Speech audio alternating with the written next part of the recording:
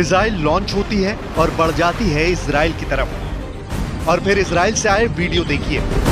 इन तस्वीरों में इजराइल का खौफ है, इजराइल डरा हुआ है। ये सायरन की आवाज नहीं, लग रहा है कि इजराइल में जैसे कोई चिल्ला रहा हो, बचाओ बचाओ।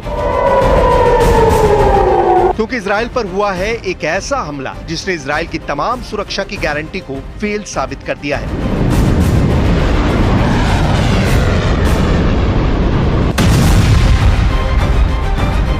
इजराइल की फौलादी दीवार में क्रैक आ चुके हैं। इजराइल की मिसाइल रोकने वाली ताकत पूरी तरह ढह चुकी है। और इस वक्त सबसे ज्यादा टेंशन में अगर कोई है तो वो है इजराइल के प्रधानमंत्री बेंयामिन नेतन्याहू।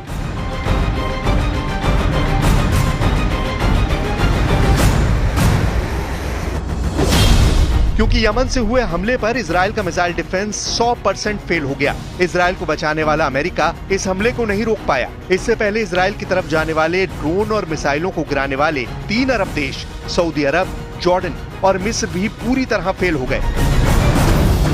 इजराइल पर यमन की तरफ से हुए मिसाइल हमले के बाद की तस्वीरें देखिए। रविवार तड़के 6:30 बजे इजराइल में सायरन बजने लगे और फिर सड़कों और हाईवे पर ये हाल देखा गया। लोग बचने के लिए ऐसे छुप रहे थे। तेल अवीव से लेकर मोदीन शहर, ये 40 किलोमीटर का दायरा ऐसा था जहां इजराइल के मिसाइल डिफेंस सिस्टम ने इम्पैक्ट पॉइंट का अंदाजा लगाया। इम्पैक्ट पॉइंट यानी वो जगह जहां मिसाइल गिरने की संभावना थी। और फिर मिसाइल गिरी कफार डैनियल में। ये जगह इजराइल के बेन गुरियन इंटरनेशनल एयरपोर्ट से 10 किलोमीटर दूर है। नफ़ज़त अल-क़ुव्वत अस-सारूख़िय्या फ़िल क़ुव्वत अल-मुसल्लहत अल-यमनिय्या बिअौनिल्लाहि तआला अमलियतन अस्करियतन नौइय्या استهدفت من خلالها هدفا عسكريا للعدو الإسرائيلي في منطقة يافا في فلسطين المحتلة وقد نفذت العملية। यमन के हूती विद्रोहियों का दावा है कि मिसाइल ने 2040 किलोमीटर का सफर 11 मिनट 30 सेकंड में पूरा किया। ये एक हाइपरसोनिक बैलिस्टिक मिसाइल थी, यानी इसकी रफ्तार थी 1 सेकंड में 3 किलोमीटर। यमन से लॉन्च होने के बाद ये ऐसी ट्रेजेक्ट्री में इसराइल की तरफ बढ़ी तो लाल सागर के ऊपर से जाकर अपने टारगेट तक पहुंची। यमन से लॉन्च होने के बाद ये ऐसी ट्रेजेक्ट्री में इसराइल की तरफ बढ़ी तो लाल सागर के ऊपर से जाकर अपने टारगेट तक पहुंची। इस दौरान लाल सागर में अमेरिकी जंगी जहाज के एंटी मिसाइल सिस्टम इसे नहीं रोक पाए।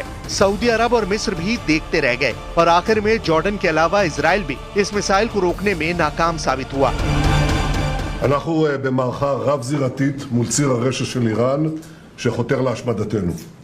הבוקר החות'ים שיגרו טיל קרקע מתימן לשטחנו. הם כבר היו צריכים לדעת שאנחנו גובים מחיר כבד על כל ניסיון לפגוע בנו. מי שזקוק לתזכורת בעניין זה מוזמן לבקר בנמל חודדה. כל מי שתוקף אותנו לא יחמוק מנחת זרוענו. इजराइल अब मिसाइल के टुकड़े तलाश रहा है, लेकिन जो होना था वो हो चुका है। वही मिसाइल जिसे वो ट्रैक तो कर पाया लेकिन मार नहीं पाया। ये इजराइल के लिए बड़ी शर्मिंदगी वाली बात है।